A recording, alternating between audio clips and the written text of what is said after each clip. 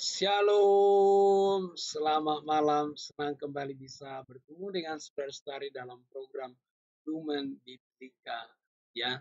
Secara khusus segmen renungan malam. Saya minta maaf saudara, kemarin saya sudah setting ulang, ternyata masih ada kendala ya. Nah, ini saya sudah setting, harusnya tidak ada masalah lagi. Kalau misalnya ada terkendala lagi seperti yang saya bungkam tadi pagi, mungkin beberapa saat kita libur dulu atau mungkin ganti lagi metodenya ya, karena ini kan terkait dengan recording ya. Yang kedua saudara,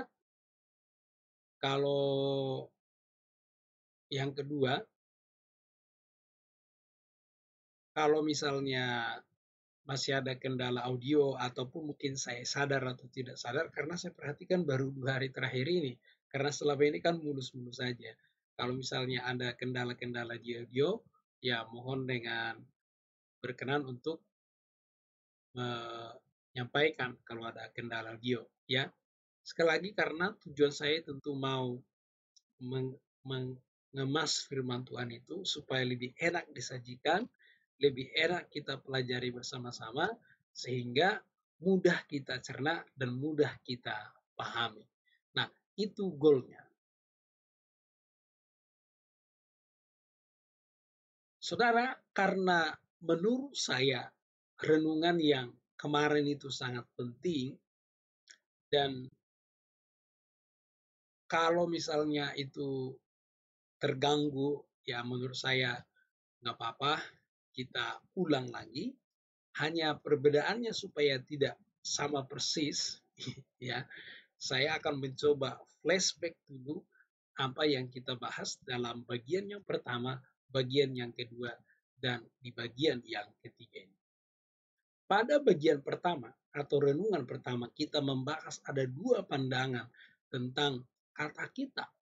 Nah, kata kita ini ada yang berkata bahwa Allah Bapa berbicara kepada anak.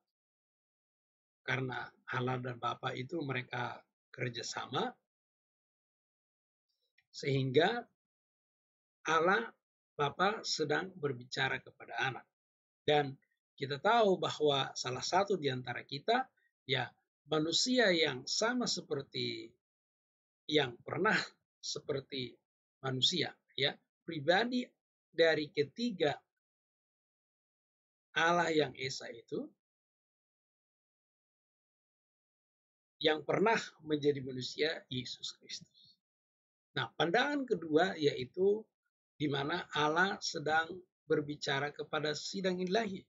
Ya, Allah sedang mendeklarasikan kepada penghuni sorga pada saat itu, yaitu pada malaikat.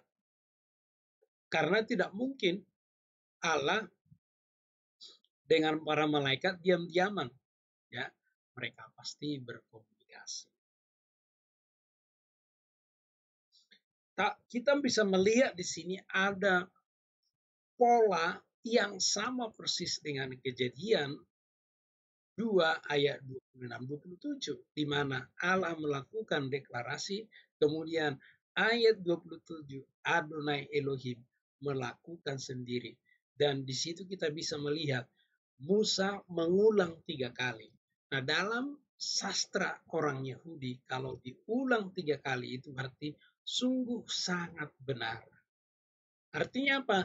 Dalam penciptaan itu Allah sendiri yang turun tangan.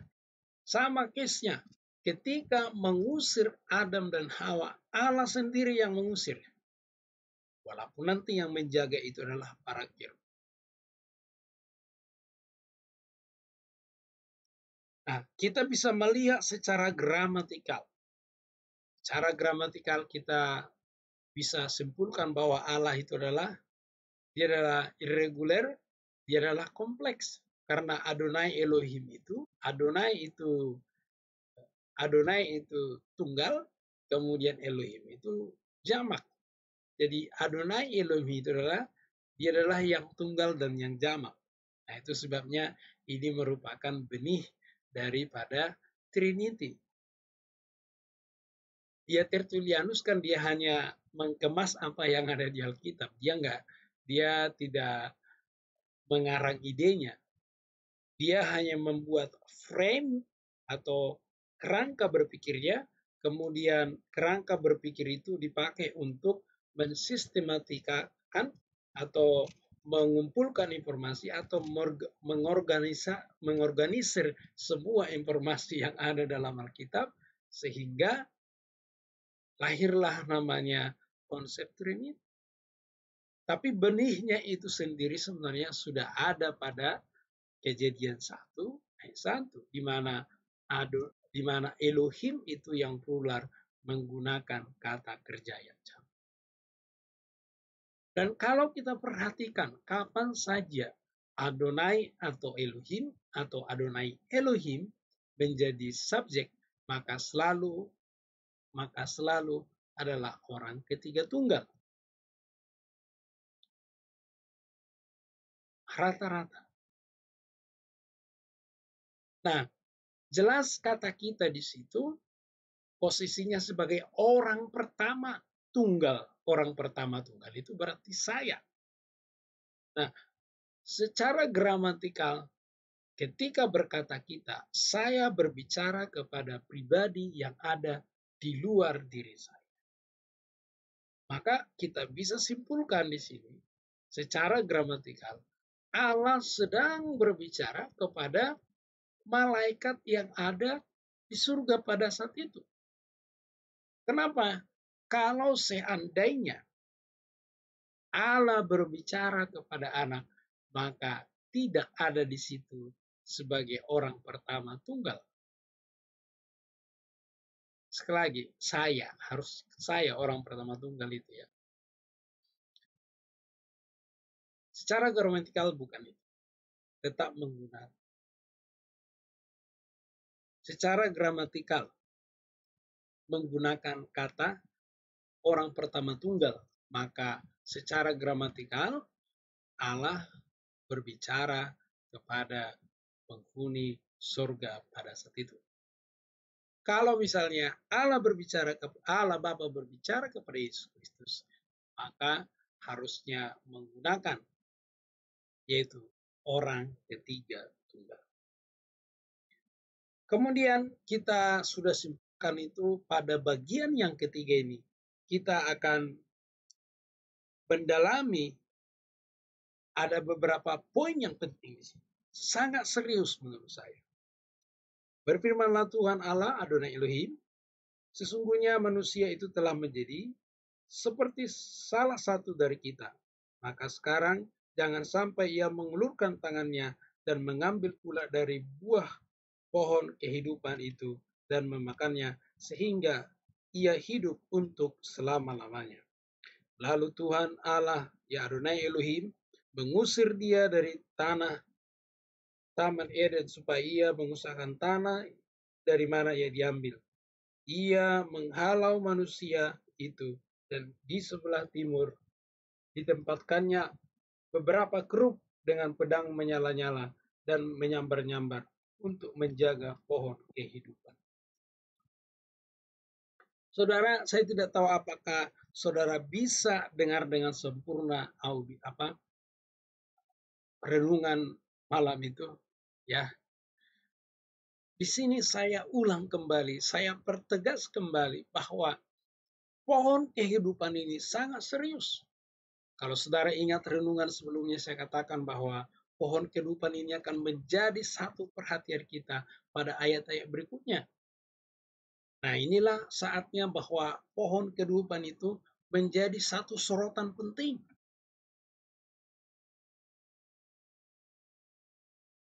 Allah jelas berfirman, kalau Adam saat itu sempat menjamah dan memakan itu buah, maka Adam akan hidup kekal di dalam dosa. Jika Adam hidup kekal di dalam dosa, maka selama-lamanya Adam terpisah dengan Allah. Maka selama-lamanya generasi Adam itu terpisah dengan Allah. Itu sebabnya karena begitu besar kasih Allah terhadap Adam, maka Allah menjaga itu. Allah memerintahkan para kerub menjaga ketat supaya jangan Adam sampai memakan pohon pengetahuan, pohon kehidupan itu, supaya dia tidak kekal di dalam dosa. Ini sangat serius. Saudara, seandainya Adam dan Hawa memakan pohon kehidupan itu, maka tidak ada keselamatan bagi kita. Kita hidup kekal di dalam dosa. Dan ini tentu bukti Allah, kasih Allah kepada kita juga. Kepada kita keturunan Adam. Kalau boleh saya katakan sebenarnya kasih Allah yang besar yang disimpulkan dalam Yohanes 3:16 itu sudah tercermin di dalam Kejadian 3.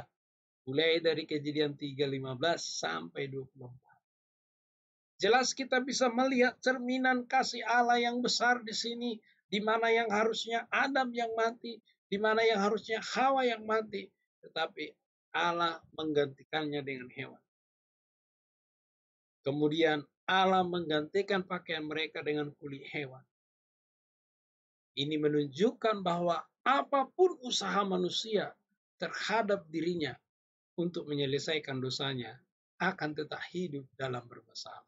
Hanya Allah sendirilah yang turun tangan, maka itulah yang akan menjadi solusi.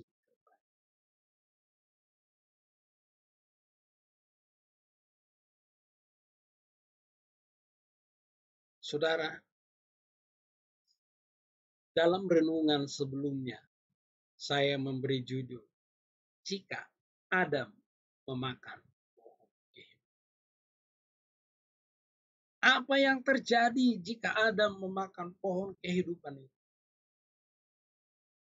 Saudara, kalau kita merenung, maka yang ada di dalam kehidupan manusia hanyalah kebinasaan demi kebinasaan.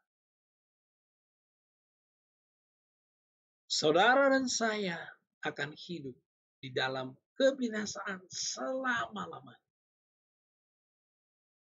Tidak ada solusi. Tapi kita bersyukur. Kita punya Allah yang maha kasih. Kasihnya begitu besar. Sehingga kita diberi kesempatan untuk mengadakan atau mengalami pendamaian melalui kematian Kristus. Jadi saudara-saudara, pelajaran kita hari ini, kita bersyukur bahwa Adam tidak pernah memakan pohon kehidupan. Sehingga kita tidak kekal di dalam dosa. Kita tidak kekal terpisah dari Allah. Tapi kita hanya sementara di bumi ini. Sesudah itu kita kembali kepada Bapa kita yang di surga. Di sanalah kehidupan kita selama-lamanya. Demikian renungan malam hari ini. Shalom. Selamat malam. Selamat beristirahat. Tuhan Yesus memberkati.